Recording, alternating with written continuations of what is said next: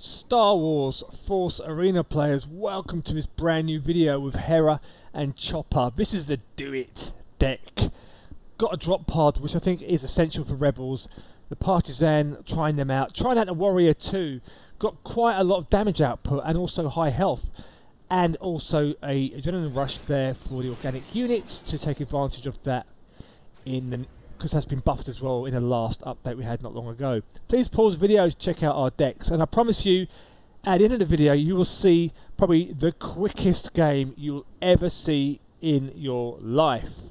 If you have a quicker game, comment below, link to it if you can, and let's have a look. So with all my 2v2 games, you notice I do tend to be a bit more patient as a build up and not commit troopers aimlessly. I try not to anyway, unless I'm messing about with different decks, for example. But just keep everything away from the turret. But Seventh Sister has done a little bit of damage. I'm just not killing it because Hera's pretty weak with the old pistol, let's face it. But here goes Chopper now, straight onto the turret, nothing in his path, which is important because if anything gets in his path, then he'll just attack that. Whatever he sees, it's like a dog that smells something cooking, it'll just veer off, and then next thing you know, he's gonna be dead. So I'll make a quick escape here, drop down my iron mine, take out all the units in there, and also do some damage to Seventh Sister. Luke is just doing the best he can against a new Vader as well. And this has been probably one of the most deadliest duos you'll ever come across, is Seventh Sister and Vader. Plus also Vader and Tarkin are pretty lethal if you get players who know what they are doing. So again, what I'm doing now is just sitting back, letting my energy recover. I know she's going to make another charge down here. She probably will get this turret because it's down to half health. And I haven't really got much to answer right now. But in come her droids. She goes onto the turret. She does get taken down because her tank didn't get in there quick enough. So throw in Chopper, who will just take down the tank and neutralise it. And now he's on a charge. Up he goes again. I haven't really got much to push with this time. So I'm going to hold back because there's an airstrike. Really, I should have died there. So I could have spawned back in just in time. But I do die. She does manage to clip me. When you do die in the game, it's also important sometimes, I find, to make sure you die at the right time. So if you're not under any pressure, if you're not giving Vader, for example, the chance to regenerate his health, if he's on a full health bar, then you haven't got to worry about it. Even if it's just on a smidge, perhaps, you haven't got to worry about it too much. But I think right now in the game, probably the best tactic to use against these guys is drop pods. Easy. Drop pod, drop pod, drop pod. If you work as a team and do damage either on both sides or on one turret, you've got a good chance of winning the match. But Luke had a good push top left.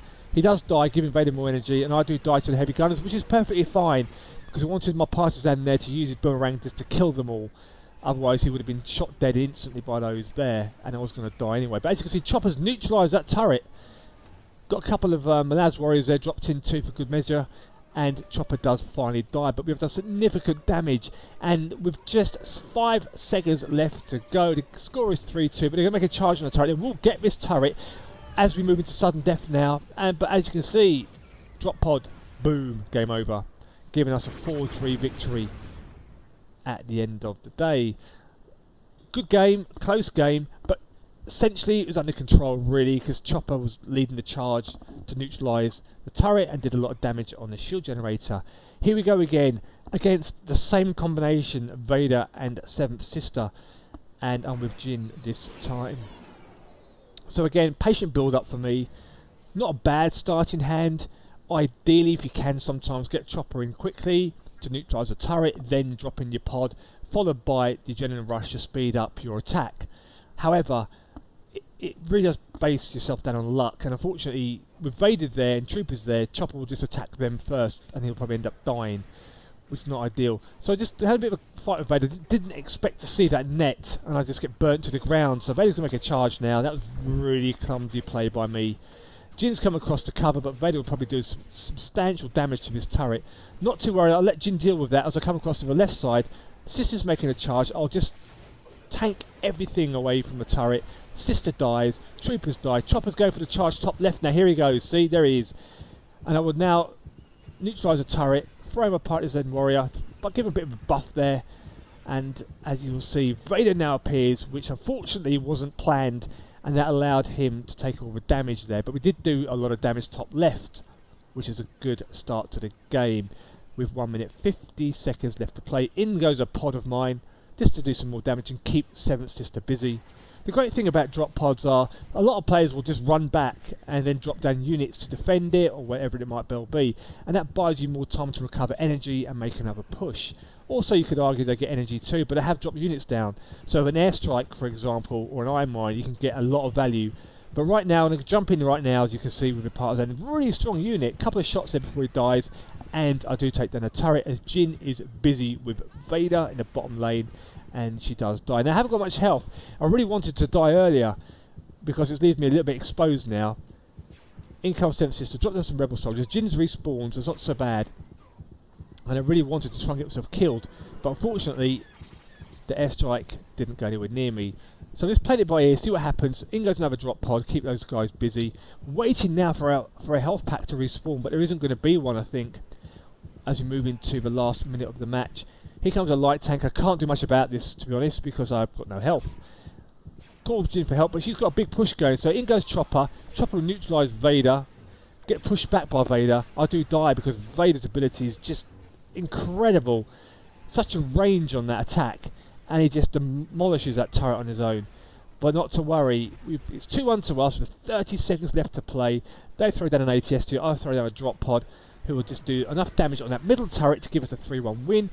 This ATST Walker, you don't see much of them around nowadays because they cost so much, but they are still pretty strong.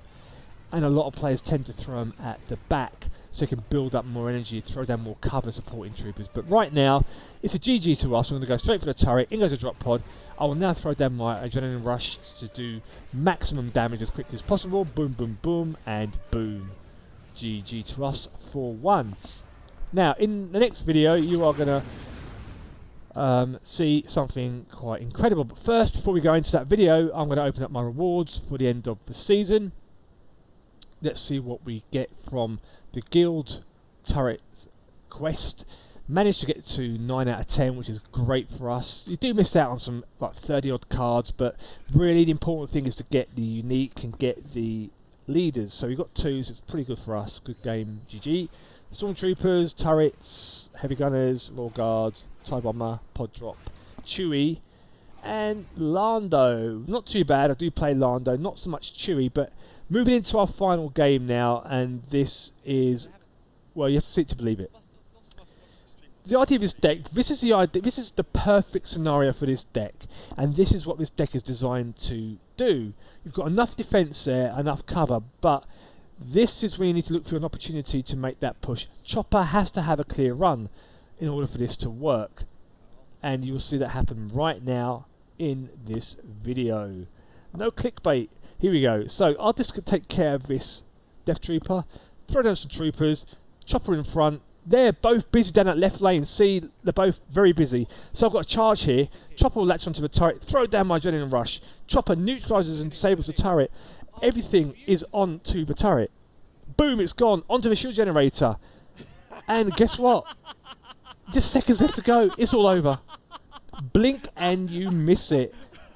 Tarkin was not impressed. He's going to blame Director Krennic for that loss for the Empire because he made Time an ally of the Alliance. So, I hope you liked the video. If you do, please give it a thumbs up. Try out the deck and let me know how you feel, what you've changed, what you'd like to see added to it, perhaps. And if you're around, please feel free to join us in the stream that I stream live. Plenty of fun, plenty of salt.